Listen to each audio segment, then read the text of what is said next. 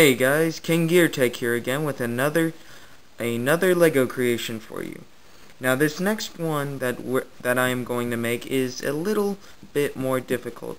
For those of you that don't exactly have all the parts, well, then you can't exactly make it. But this is sort of a neat one that I liked.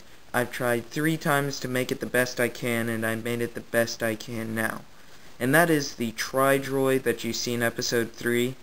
It's the big one, so watch out.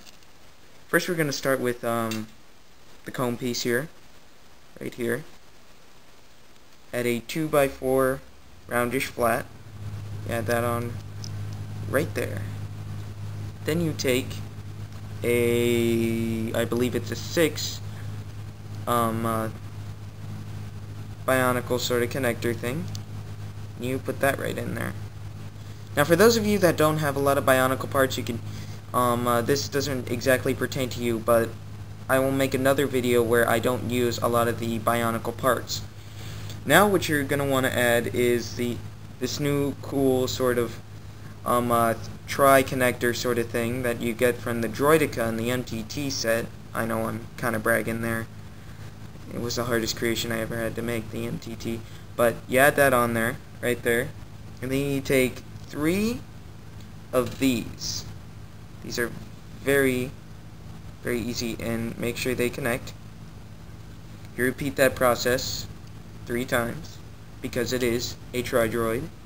And now we're gonna get on to you add this 2x4 roundish piece right there. Then you're going to add a 2x4 flat roundish piece again. Right there. Now you're going to want to make sure that this little Technic part here is a little bit out more than the rest of the piece, because it has to fit a lot of junk.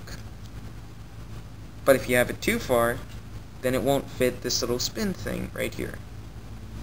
Spin thing. You put that on there. Get on there. Alright, now that it's on. Now comes the tricky part. Gonna take one of these 1x1 with a hole in it. Make sure it has a hole in it. Now this is the Droid that's gonna have 4 guns on each side and 4 eyes and 4 guns, but 3 legs. I made sure of that. And you're gonna add, now after you have that on there, you're gonna add a blue piece right there. Gonna add this. I always thought of it as a lightsaber sort of handle. There's a roundish piece here. There you go. Now you're going to want to repeat this process 4 more times. So, these are already made. Right there, right there. Now, any color of these little clear 1x1 roundish pieces can fit on there. I chose orange because that's what it showed. Then you put 4 more. Now, this thing looks pretty neat, and that's why I used it, because it looks darn close to what it is. Now see, now you made the chassis. See, and it spins too. You made the chassis. Now the roundish part you can replace with any other part that you think is viable there. Anything that seems accurate enough. But I chose it because it's the most roundish thing I had that looked like the little bubble on the top of the droid. Now comes the legs. Now these are kind of difficult, but it's easy if you make it right. Now you're going to get one of these 1x2 connectors here. You're going to want to add another. And then another. Now for the feet. You're gonna get one of these 1x2. Now this part here can put right in the middle there, one of those pieces, or one that's on the side, because this step can be used for both. You fit that on there. Now this is what I mean by both. You take one of these 1x2 pieces here, and you kind of do that. Now see, and then you take one of these. Now they can fit other ways, but, you know, just for this, I chose these because they'd be easier.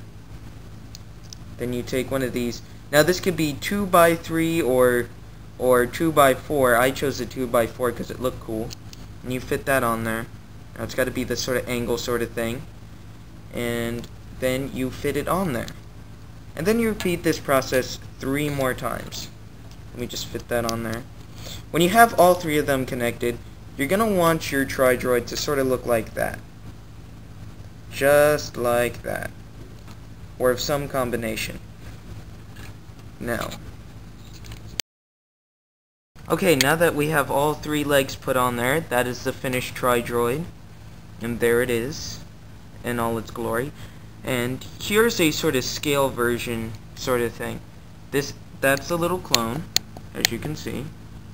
And then there is the Tri-Droid in size comparison to your average clone or ARC Trooper.